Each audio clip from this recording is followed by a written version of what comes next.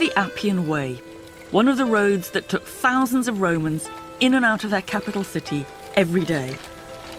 Young and old, rich and poor, clean and dirty. And it's where I want to start, asking a question that really interests me. Who were the ancient Romans? Outside the city, it was lined with thousands and thousands of tombs. So before you got into the city of Rome, you'd already met the Romans. Dead ones, that is. And the lives of many of them began or ended a long way from Rome. This is just a tiny fragment of someone's tomb. Someone called Iscinus. Occisus est in Lusitania. He was murdered in Spain. This lady's Usia Prima, a priestess of the Egyptian goddess Isis. And there's her little sacred rattle. She's almost looking at you. I feel like saying, pleased to meet you, Prima. They come from every walk of life and every part of the empire, and a lot of them had once been slaves. These aren't the kind of guys we usually think of when we think of Romans.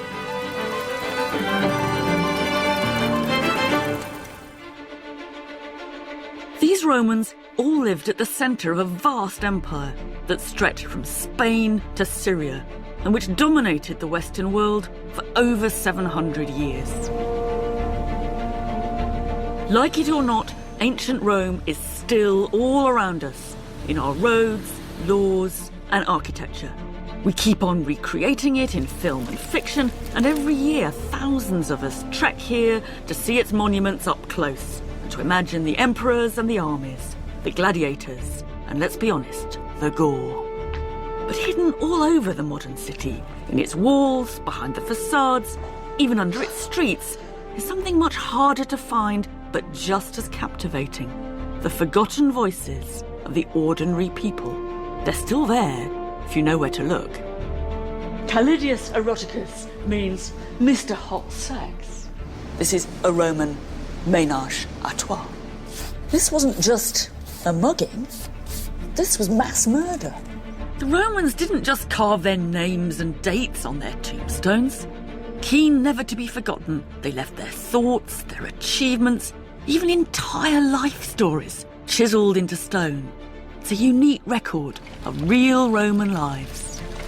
I've spent most of my life with the ancient Romans, and not just the big guys, the emperors, the politicians, the generals, the posh ones. The people I've most enjoyed getting to know are the ordinary ones, who had their own part to play in the story of this extraordinary city. And what gets to me every time is that we can still have a conversation with them, even 2,000 years later. In this series, I'm going to get their voices speaking again, to piece together a very different story of life in ancient Rome.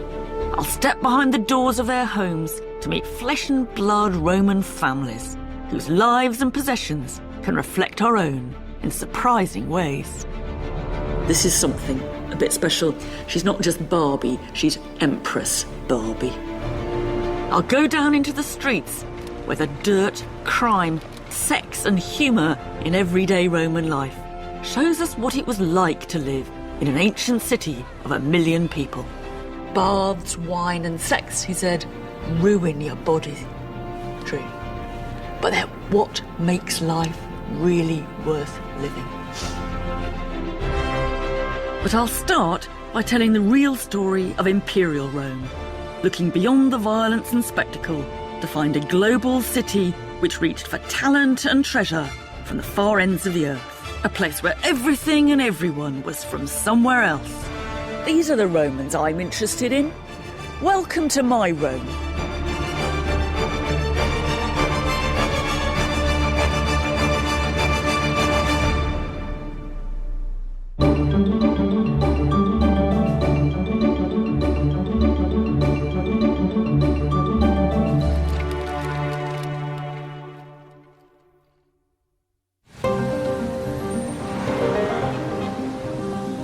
When you arrived in Rome at its imperial height 2,000 years ago, you found yourself in a new kind of city. Rome had once been a small city-state, but in conquest after conquest, it became capital of a vast empire. A place in which, for the first time in history, 1 million people from 3 continents managed to live together. One thing we know about Rome is it wasn't just a city, it was an empire. And for us, that means marauding armies, conquering generals, and bloodthirsty emperors. We tend not to think about the ordinary people who lived here at the very heart of it all. For them, the empire brought them into contact with the whole world, from Scotland to Afghanistan. And it made this city a more cosmopolitan place than anywhere had ever been before or would be again for hundreds of years. And we're always asking, what did the Romans do for us? I think we should be asking, what did the empire do to the Romans? And who were those Romans anyway? Around the city, there's more evidence than you'd think for the impact that Roman conquest had on the lives of ordinary people here. All it requires is that we look from a slightly different angle.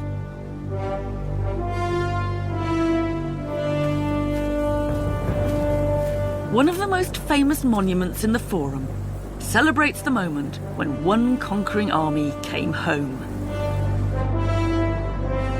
In 71 AD, the city got a day off for the triumphal return of the Emperor Vespasian and his son Titus, who had crushed a rebellion in Judea. We've got here the victorious general, Titus, driving through the streets of Rome in his chariot to celebrate his victory. And on the other side, we've got the booty that he's brought home with him. Titus had devastatingly conquered the Jews, and here we can see the loot that he has got from the Jewish temple. It's a grand display. But what I want to do is try and undercut the pomposity of it a bit, and to ask, what was it like for the people, the ordinary Romans, who showed up to watch this, left their apartments and came to see the spectacle? A triumph like this would have been the first sight the Roman people had of all the things the armies brought back from their distant victories. The rich spoils, the maps of the conquered territory, the models of the fighting, even the trees that they'd uprooted and brought back to Rome. How did people react? Some must have gasped, others would have jeered the captives, or maybe their minds were on other things. One Roman poet recommends the triumphal procession as a place to pick up a girl. How would you do it? Well, he says, watch the stuff go past, nudge up to her and say, oh, I think that's the Euphrates there, and that's the Tigris over there. You don't have to know, he says, you just have to sound confident. And then you'll make your own conquest. It's a good joke, but it also hints at the way Roman lives could be changed by the spoils coming back from the empire. This girl can't have been the only person who found all this pretty strange, but also exciting. So what did the Roman armies bring back from the empire? The import that made the biggest impact is one we don't think about often enough: human beings. These are forgotten people, but if we take the time to listen, we can still hear the voices of some of the millions who followed the Roman armies into the city for all sorts of different reasons. This is for my brother, Habibi Anu from Palmyra. I'm Germanus, Regulus's mule driver. This is for Diocles, champion chariot racer from Spain. Here we've got a young slave girl, aged 17, Phryne, the slave of Tortula, Africana. She came from Africa.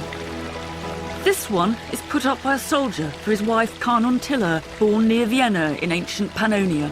What's weird is that Carnuntilla isn't really a real name. It comes from the name of a town in Pannonia, Carnuntum. It means, sort of, my babe from Carnuntum.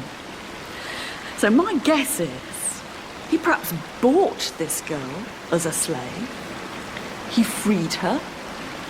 He brought her back to Rome. He married her. But sadly, his babe from Carnuntum died when she was just 19. Poignant stories like this are everywhere in the city. They remind us of the different ways real lives could begin abroad and end in Rome. But there's more to it than that. These people weren't just brought in to serve the Romans, they were becoming Romans. One of the tombs on the Appian Way gives us the other side of the story of the Arch of Titus. It's a tombstone of 3 guys, one called Barika, one called Zabda, and one called Akiba. Typical Jewish names. So the question is, what's the story of Barika, Zabda, and Akiba? How did they get here? If they did start out life in Judea, how come they end up as Roman citizens in Rome? It's more surprising than you think. To judge from the letters and how they're written on this stone, this was carved in the 1st century AD. And at that point, we can put 2 and 2 together. I'm almost certain that these 3 men must have been part of the Jewish rebellion against the Romans in the late 60s AD. These men surely came into Rome with Titus's army as prisoners of war. It must have seemed like the worst moment of their lives. Jeered at, cat calls, people throwing things at them. But perhaps worse was to come. They were auctioned off as slaves and bought by a man called Lucius Valerius. What their life in slavery was like, we don't know, but he freed them and they become new Roman citizens with his name, Lucius Valerius, but their Jewish names still asserting their Jewish sense of identity. This is one of the ways that Roman conquest works. It does bring slaves, but it also brings, eventually, new Roman citizens.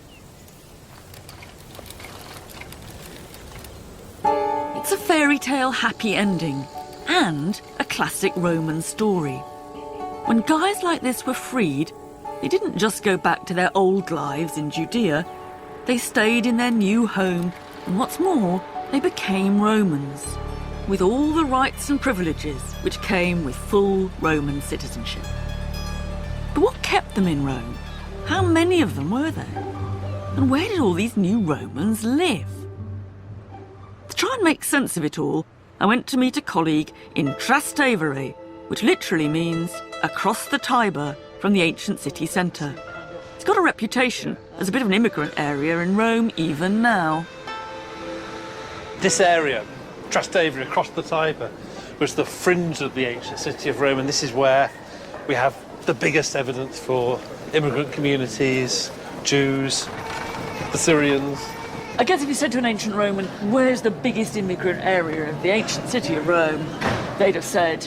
Over the river, on the other side, yeah. Part of the answer to the question of why an area like this could be so cosmopolitan lies in the story of slaves like Barika, Zabda, and Akiba. Greeks thought Romans were really weird for freeing as many slaves as they did. And making them citizens. Yes, although it's very brutal, being a slave can be a kind of stage in a life, like an apprenticeship. You come in as a German, you get a Roman name, you learn Latin, or you learn to manage in Latin, you learn some kind of job that's useful to your master sets you free, and there you are, you're a Roman citizen with a trade and a Roman name and a bunch of powerful people you know. This is your entry into Roman society. Now, multiply that by hundreds and thousands of slaves being freed, and you can see that the whole ethnic nature of the people who call themselves Roman citizens is really changing very quickly. Roman is a kind of vocation, it's a movement into which other people are drawn. This was a completely new idea, and in many ways, the secret of the empire's success. Roman was no longer a word which described the city you came from. It was something you could become. Almost everyone in Rome was descended from someone who arrived from outside, not just ex-slaves. People coming in to work on the docks, builders, prostitutes, peasants who come into Rome because they think that they can eat there because they can't eat at home. So this huge sort of chaotic mix of people who arrived not knowing anybody. Yeah. These were journeys into the unknown, and into a place where there was no guarantee you would survive. And oddly, that was one reason that Rome welcomed people in. Any city the size of Rome has to have immigration because the number of people who die in it greatly exceeds the number who are born. Rome is a malarial city in antiquity. So people come here who don't have any immunity, they catch the disease, they're dead within years. So just to keep Rome the size it is, you need to constantly top up the population. Rome is swallowing people. It's actually, it's a city which consumes people, spews them out dead. Perhaps we should stop thinking of Romans as a nation, a master race who conquered the world, and think instead of a babel of rootless people piled up together a long way from home. And no doubt hoping for a brighter future. Because for foreigners, Rome wasn't all doom and gloom. Sometimes, I guess, people would have come to Rome just to seek their fortunes. This is an epitaph, written in Greek, of a man who's said to have been always laughing, always having a joke, and really good at music. He might have come as part of a band, I guess. And actually, the stone tells us that he came to the land of Italy ex Asies, from Asia. That's modern Turkey. It says he died here when he was young, and it ends up saying Tounoma Menophilos in Greek. Menophilos is the name. Now, Rome might have consumed people. It might have been a dangerous place. It might have been disease-ridden and dirty. But I guess to a man like Menophilos, the streets must have seemed paved with gold.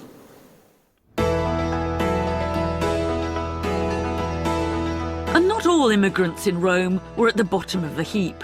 The Senate and the Imperial Palace were full of people from outside, just like the streets of Trastevere. Rome was international, from the bottom to the very top.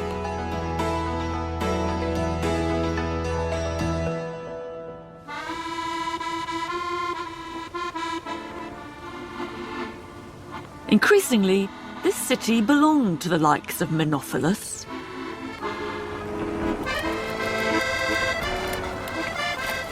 As new people arrived, Rome's population doubled, then doubled again, till it reached over 1 million.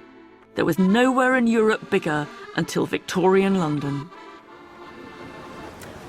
We think of Rome as a very old city. But 2,000 years ago, this place was brand new. It must have been full of building sites, new high-rise, of temporary accommodation. It must have felt a bit like Dubai. But there's a big question. If you've got a mass of 1 million people from everywhere, how do you keep them alive? How do you feed them? How do you keep the vast Roman multicultural show on the road? Feeding 1 million people was a completely unprecedented challenge. Bang in the centre of the modern city is a site which gives you an idea of the colossal scale of consumption in ancient Rome. Locals call it Monte Testaccio, that's Broken Pot Mountain. I think it's one of the most extraordinary archaeological sites anywhere in the world. Phew. Made it. This is absolutely extraordinary. Each of these fragments was once part of an ancient Roman storage jar. What is amazing about this is that you really see here that it is a broken pot mountain. There's no earth mixed in with the other stuff. So you see how actually quite neatly these sherds of pottery have been stacked. It's a mountain, not a heap. It's a real hill, but there's nothing natural about it. This is a huge ancient rubbish dump, composed entirely of discarded containers, amphorae, that held just one of the products consumed by Rome. It was olive oil, which seeped into the jars and made them go really rancid. So they were the only containers that couldn't be recycled. Poor old amphorae are taken off to be pickaxed up and made into the mountain, and the olive oil that was in them gets everywhere. It's the stuff of Roman life. You'd find it being used in cooking. It's what's going to help you make perfume. It's what the guys in the baths who are exercising, rubbing themselves, scraping themselves down would have used. And in the end, it's what the poor little old lady in the garret who's just got one pottery lamp, what came in this amphora would have been her only source of light at night. It's no exaggeration to say that Rome ran on olive oil. And this place gives archaeologists a great opportunity to work out how it got here. It came in massive quantities. That's a place. This must have been what? Originally... Even larger than that. You know, and that's... Very heavy. They say 30 kilos when they're... Empty. Empty? Yes. That's my suitcase when it's full, is this amphora when it's empty. Empty, yeah. And what's amazing is that you can often find out exactly where the oil came from. We know that it's ARVA.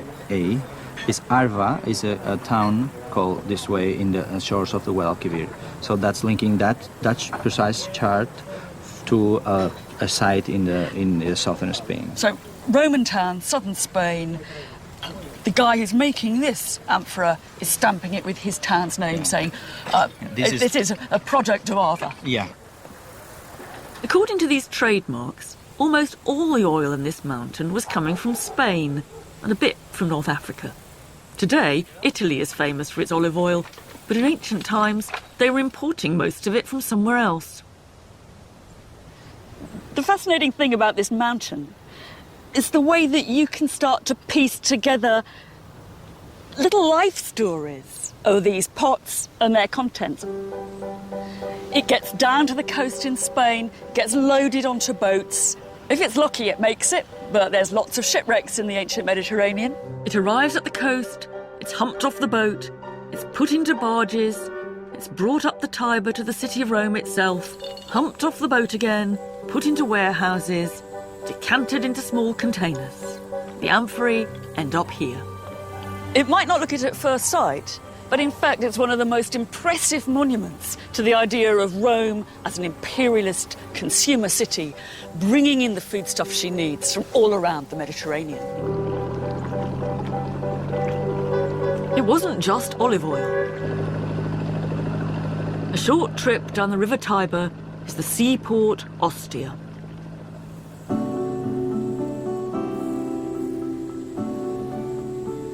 Today, Ostia is one of Rome's best-kept secrets, and it helps us discover what Rome was importing from where.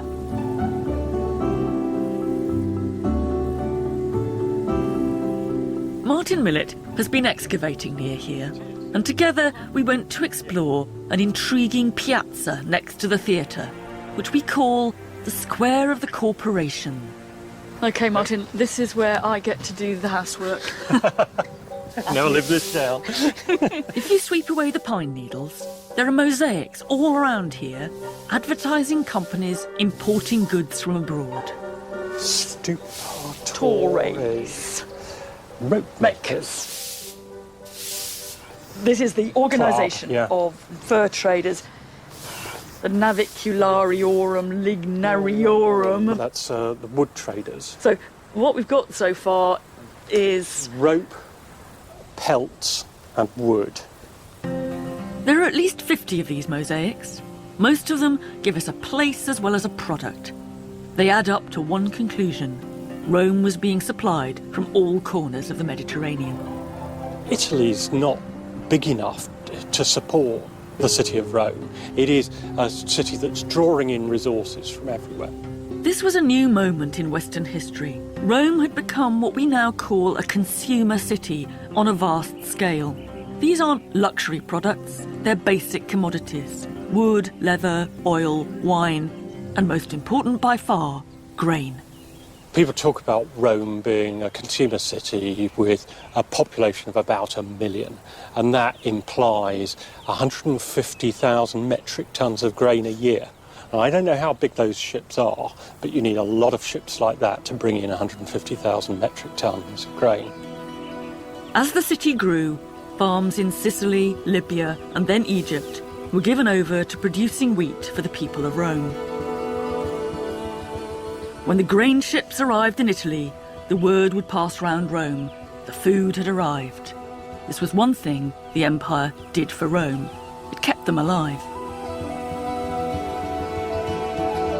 But it did more than that. I want to think about life in that consumer city. Who are the winners and who are the losers? One really interesting thing is how they used this imported grain. And that means thinking about bread, not just eating it, but making it. I'm very much second in command.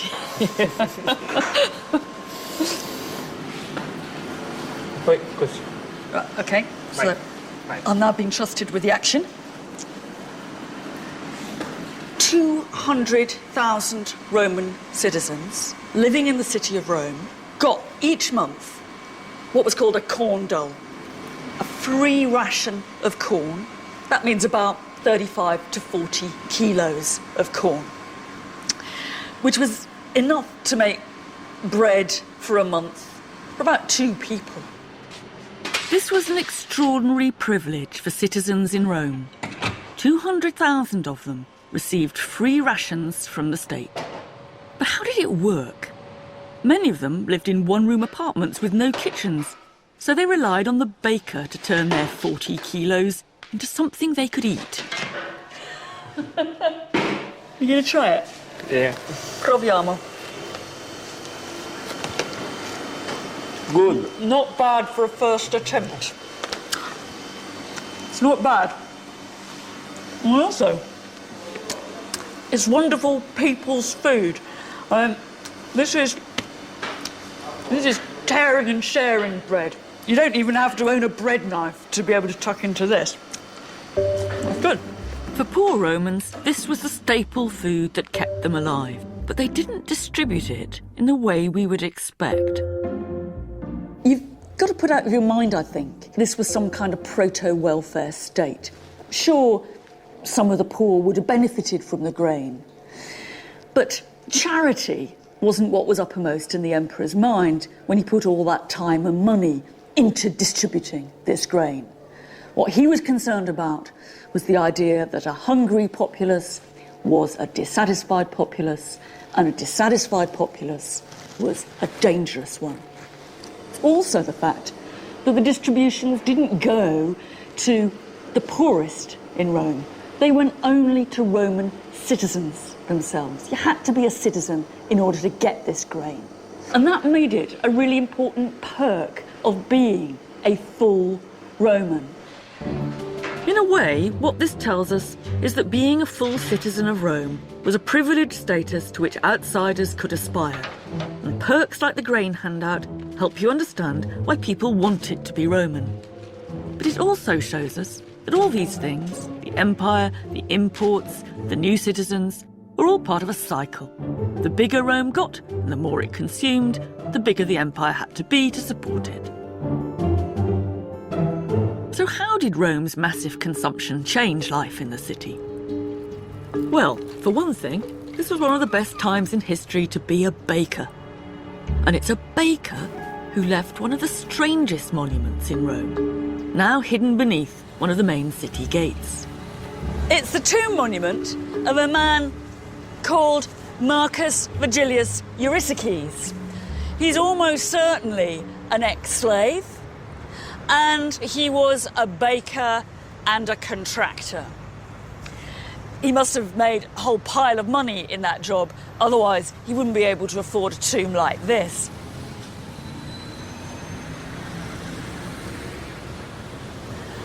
What Eurystheus has done is given himself a theme tomb.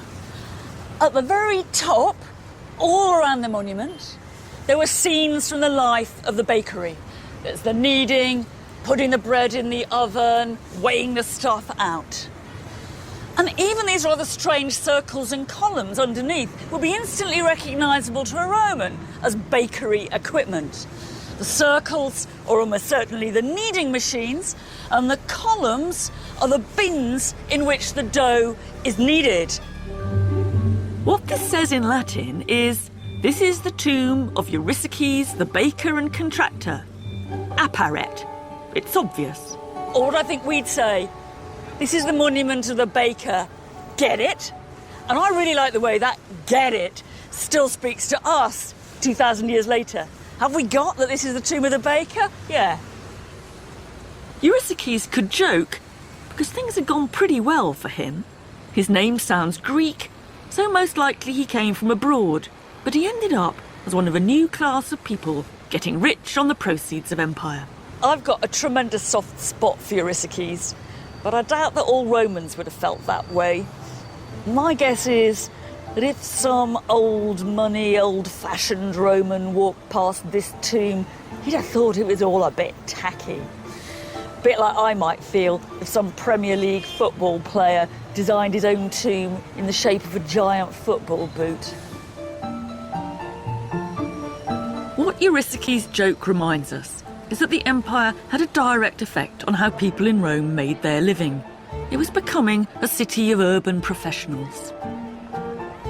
One of the reasons that ancient Rome still seems quite familiar to us is that people could do a whole variety of different jobs, just like us. But it's important not to forget that, obvious as that seems, it was actually one of the ways in which the city of Rome was radically new and different. In the traditional small ancient city, the idea was that the inhabitants were, well, all-rounders. The same men fought the city's wars, ploughed the city's fields, and produced the city's food. But in imperial Rome, because of the huge size of the city, those duties were outsourced. The food now came from overseas. It wasn't made by local farmers. And the armed forces that were stationed around the Roman Empire, they weren't just citizens doing their military duty, they were making a career out of the military. The empire freed, or you might say forced, Romans to make a living by specialising. Whether that was being a pearl trader, a warehouse manager, or even a hairstylist to the rich and famous. What this did was create a completely new way of differentiating between people. If you'd asked an Egyptian or a Greek who they were, they'd have given their father's name or their hometown. If you'd asked the average Roman, I bet he'd have told you what he did for a living. Well, they do on their tombstones, at any rate.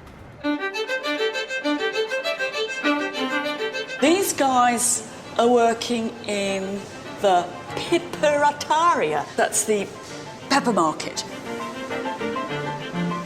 These are just warehouse men, horioriorum. And here's a bloke, he's a sagarius, a big overcoat maker. Perhaps a saga is the ancient equivalent of a duffel coat. An accounts manager. Oh, she's great. She's a piscatrix. She's a female fishmonger. And he was a gold worker.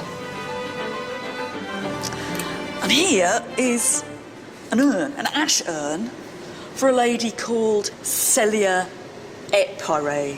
And she was an Auri Vestrix. She was a very, very, very upmarket clothes maker. It's very striking how each one of these people does tell you on their tombstone what they did. Now, I think we have to relate that to the sheer size and potential anonymity of a great imperial metropolis. In a world without ID cards, without passports, without birth certificates, how do you know what you are, who you are? You know that because of your job. I am Celia Epire, a luxury clothes maker. How do you make your identity clear? You say, this is what I do. This is where Imperial Rome gets really fascinating for me. This is not simply a story of one city getting rich off the back of everywhere else. It's a story of a place where people were trying a new way of living. They arrived from across the world and became a small cog in this big machine. You maybe didn't know your neighbours, and they didn't know you. Everyone was looking for new ways to make their mark and stand out. The empire didn't only help people to move up in the world, it helped those who did to show that they'd made it. It created new opportunities for conspicuous consumption.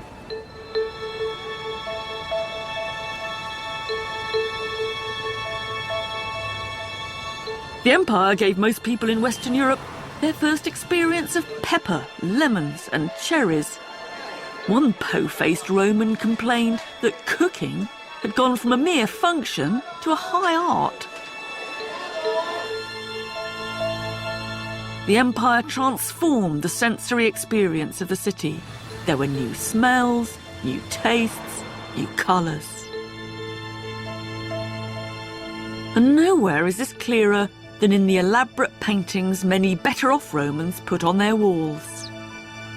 In Pompeii is perhaps the most famous Roman painting of all.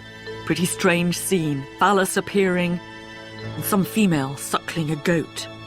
But it was probably the colours that would have dazzled an ancient visitor as much as the racy subject matter. Now, we mustn't make the mistake of thinking that the poor old Romans lived in black and white until they started conquering the Mediterranean. Of course, there were all kinds of local minerals and plants that would give them pigments for paint. But as time went on, they got more and more interested in the special and bright colours that you could get from their far-flung territories. Now, this here is one of the best candidates there is for real red Spanish vermilion, lovely lustrous red. I think we have to imagine that if you came to dinner here and the generous host started showing you round, he might have come and said, now, this lady here is whipping this one because, etc., etc. But he might have said, it's a really lovely red, isn't it?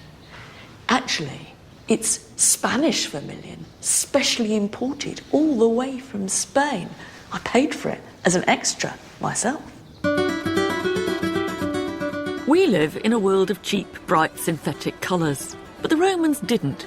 In Rome, bright colours smacked of a kind of luxury that only came from abroad, and the desire for them created an even more niche range of jobs for ordinary Romans on the make. This is a guy who was really keen on what he did. He put up this tombstone when he was alive, vivos fecit, for himself and for his family. And he put on it symbols of the tools of his trade. Now, he worked as a dyer in the dyeing industry. And you've got here little flasks in which his dye went, scales in which he measured out his ingredients, and the skeins of material that he dyed. But he wasn't any old dyer. At the top, he tells us his name, Gaius Pupius Amicus. Purpurarius, he was a dyer of purple. In Rome, purple was special. It came from the eastern Mediterranean, and it was extracted from tiny shellfish. It looked spectacular, and it didn't fade. It was not only expensive, its use came to be regulated by law. If you saw a man in the street wearing a toga with a broad purple stripe, you'd know that he must be a senator, one of the political elite, and the only person later on in the Roman Empire who was allowed to wear clothes completely of purple was the Roman emperor himself. It's kind of colour policing. It's a bit like as if Queen Elizabeth II was the only person in the country who was allowed to wear pink. But it tells you quite a lot about Rome and the Roman Empire. That this one very visible marker of political and social status should have been the product of something that came from the far eastern side of the Mediterranean. No wonder Gaius Pupius Amicus was proud of being a purpurarius. The story of colour isn't just a story of luxury. It's a story of identity, the power that conspicuous consumption had to mark you out as someone special, whether you are supplying them or consuming them. All these imports helped you distinguish yourself. Like products and people, even new gods arrived from far-flung parts of the empire. You could have your own style, your own taste, your own beliefs. But let's not get too carried away by all this exotic stuff that the empire offered up. What the foreign purple on the senator's toga tells us is that you could be completely foreign and absolutely Roman at the same time. The Romans had a way of thinking about other cultures that is quite unlike our own. We really mustn't make the mistake of kind of imagining that Rome is a sort of touchy-feely cultural melting pot. Yes, and if you wear the wrong clothes, they make fun of you. If you speak strangely, they make fun of you. They're big conformists. Yes. There's too many Greeks here, that the Jews don't eat food properly on the Sabbath, all that sort of stuff. Yes, why don't they eat pork? And how silly. The poet Marshall, who's going on about the Puella Romana, who hasn't experienced a mentula romana, the Roman chick who's never had a Roman dick. I mean, it's crude stuff, but, nasty in its way. The irony is, the man who wrote this came from Spain. They're not laughing at other races. They're laughing about people who don't do things the Roman way. Although people come to this city from all over the world, you don't end up with a Chinatown or a little Italy in the way that we have in the great metropolitan cities today. And these people are going out, they're ruling the world, the senators are governing Portugal, they govern in Egypt, they govern on the Danube, and they never come back and say, I had this great meal the other day. And they'll talk about ingredients from all over the world, but what you do with it, the actual cuisine, the cooking, it's got to end up proper Roman cookery. Yeah. They've got this city that is unlike anything that's been created before, that has a much greater diversity of people, of customs, of languages, thousands of languages probably, hundreds of languages at least, spoken in the city of Rome, but they only write in Greek and Latin, more or less all the time, a tiny bit of Hebrew. What we're seeing here is the most culturally, ethnically, religiously diverse city that there's ever been in the world, but the way they're doing multiculturalism is quite different from the way we do multiculturalism. Yes, there's cultural diversity, but what there isn't is a diversity of cultures. There's an ironic logic here. Because Roman culture was in itself such an amalgam, they simply saw no need for alternative cultures to exist in parallel, still less to respect them. In Rome, diversity wasn't about separateness. There wasn't a Chinatown or even a Jewish quarter. In fact, your average Roman would have been amazed at the way we try to respect and preserve different cultures. Here, the people were from everywhere, the food came from everywhere, the gods were from everywhere, but it all went into the blender and it came out Roman. The empire was doing two things to Rome. They were parading all the exotic and luxurious strangeness of the outside world. But at the same time, the distinction between Romans and the subject peoples was dissolving all the time.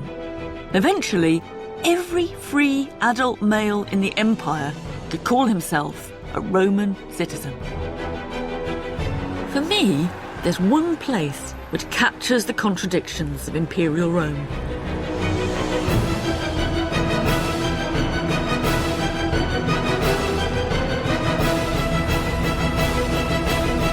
There was a people's palace here. It was the Colosseum. It was built and paid for out of the spoils of the Jewish war as a gift to the Roman people. But one thing's for sure, some of them had to climb a lot of stairs.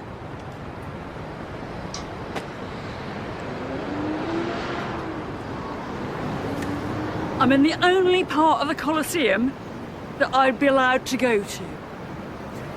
Women, slaves, and other undesirables in the Roman world had to be up on the gods.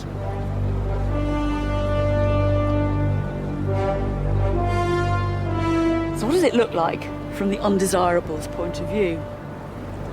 Let's not think for a moment about the blood and guts. There was certainly plenty of that. But let's think of it in terms of empire. What you had on display in front of you was all the biggest and best the empire could offer.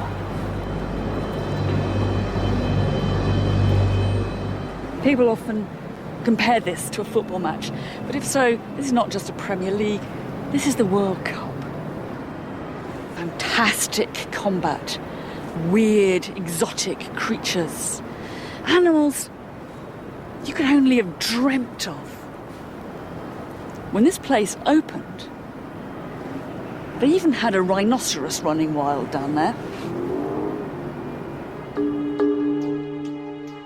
This is one place we can see the Roman Empire from the ordinary person's eye view. This guy is looking at the show, and then During a pause, or while he was looking at, he's scratching the scene Yeah. that he was seeing in the arena. And what have we got? We can see wild animals like a panther. And Oh, there's two a couple of bears. Right? And bestiarios. Bestiarios. We can really look at those muscles in his arm, biceps, whatever they are. Really muscly bloke. And I think this is great because it not only gives us a spectator's viewpoint, but it also kind of captures that moment of what it was like to be here. You put your feet. This guy wasn't alone. The Romans just couldn't get enough of drawing the beasts they ogled in the Colosseum. When you saw them for the first time, these exotic animals must have been breathtaking. And the same goes for the other stars of the show, the human performers. This is a fantastic treat for me because it's a real live gladiator's helmet, or a real dead gladiator's helmet from Pompeii. It's very weird and heavy. I'm going to pick it up. It's got a great crest on it and a bust of Hercules, which is facing out at you just to scare the opponent. I can't quite put it on, but I can get the feeling of what it's like having it on.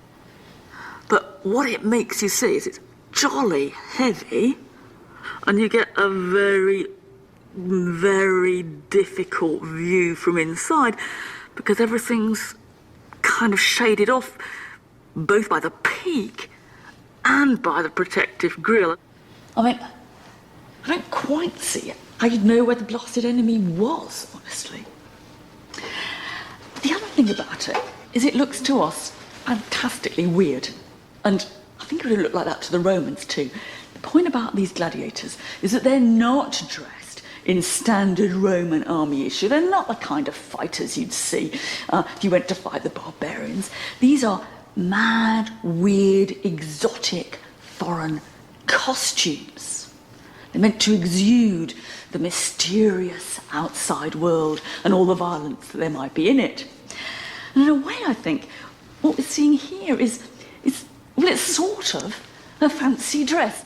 I think what you get the sense was that people had come to see the costume as much as they'd come to see you. Where do I go now? Hard to see. So, when I think about gladiatorial combat, I know that some of it was to the death. People did get killed. But more and more often, it was a show, it was a spectacle, it was theatre. And in my mind, it's kind of more like the sort of charade of wrestling than the real-life combat of boxing. And part of the reason for that was simply economics. You've got hundreds of gladiators, they're extremely expensive. You don't want them killed off too often. Bit of a disparity of size here, but I'm afraid Thrax is out.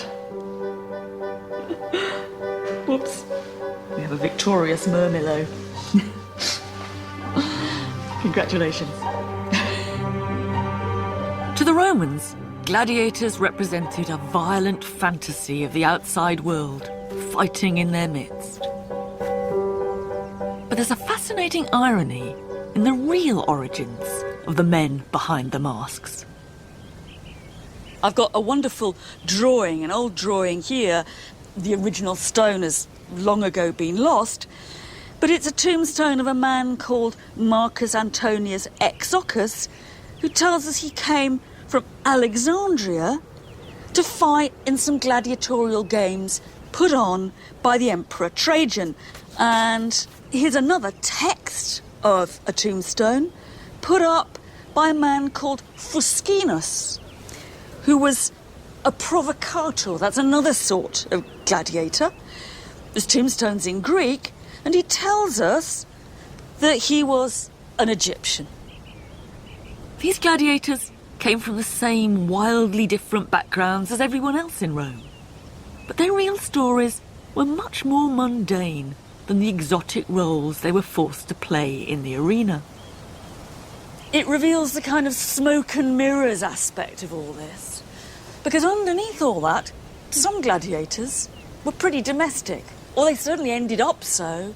They finished up, perhaps long retired, longish life, wife and kids. One of the nicest ones is a man here who lived to the age of 45. He'd come from Tungria, he was a Belgian, but the tombstone is put up to him by his wife and little Justus, his son. And even Exochus, exotic as he looks, seems to have ended up life, to judge from his name, as a Roman citizen. He presumably retired and lived out his life somewhere in suburban Italy. A bit like Marcus Antonius Exochus of Tunbridge Wells. An Egyptian playing the part of a Thracian warrior, then settling down as a Roman family man. To me, that's Imperial Rome in a nutshell. The Colosseum dramatised this frightening, thrilling idea of Rome and the outside world. That's all violence, confrontation and strangeness. The truth is that the real empire was not just fighting in the arena, it was sitting in the seats. There are places in the Colosseum reserved for the Gaditani, people of Cadiz in Spain, for an African senator and a Gothic chieftain. In reality, the fearsome barbarians had become Romans and were watching the action like everyone else.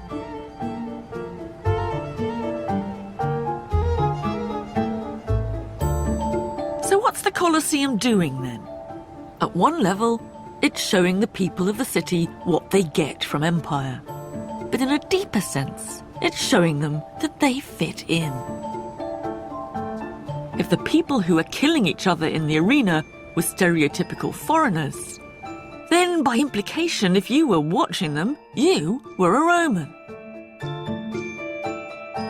It's trying to put everything in an order that makes sense. The point about the Colosseum is that it was both a microcosm of the city of Rome and a microcosm of the Roman Empire And it helps to show how the boundaries between what was Roman and what was foreign increasingly broke down. In Rome, for the first time in history, people from Asia, Africa and Europe could sit together as citizens of the same state.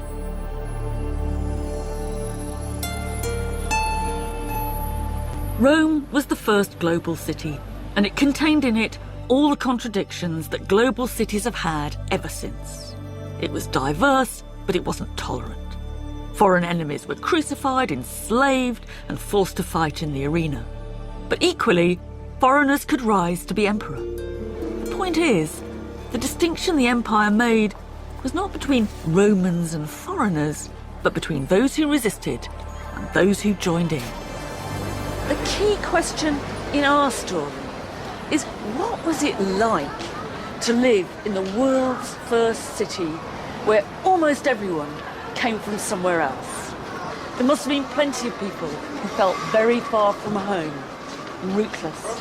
For some, there were profits to be made and success to be had, and an exciting, even if bewildering, mixture of new ideas, different cultures and different religions. Whatever you'd been back home, in Rome, you could reinvent yourself. It's not hard to imagine the fears and anxieties of those ordinary Romans, wherever they were from. How do I fit into all this? Who knows who I am? Who's going to remember me when I'm dead? Perhaps that's why they were so keen to write their stories onto their tombstones. They're deliberately speaking to you and me. Oh, this guy's really having a conversation. Stranger, he says. Hospes. Hang on a minute. Resiste. Stop here. Take a look down to your left. That's where my bones are buried. My ossa.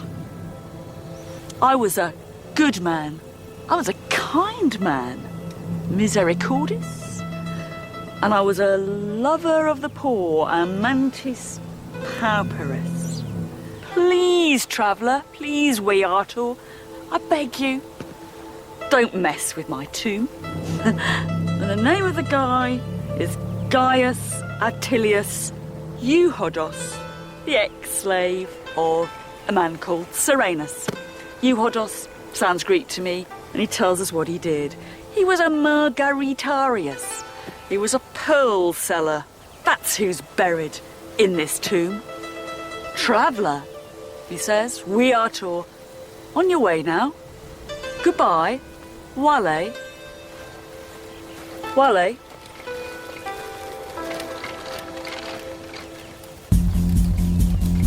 Next time, I'll descend into the city streets to explore their high-rise tenements, crime-ridden slums, and life in the bars and the bathhouses. And we'll find some very distinctive Roman voices, born from the earthiness of communal city life. This is how we have to imagine the ancient city. Everyone shitting together. Tunics up, togas up, trousers down, chatting as they went.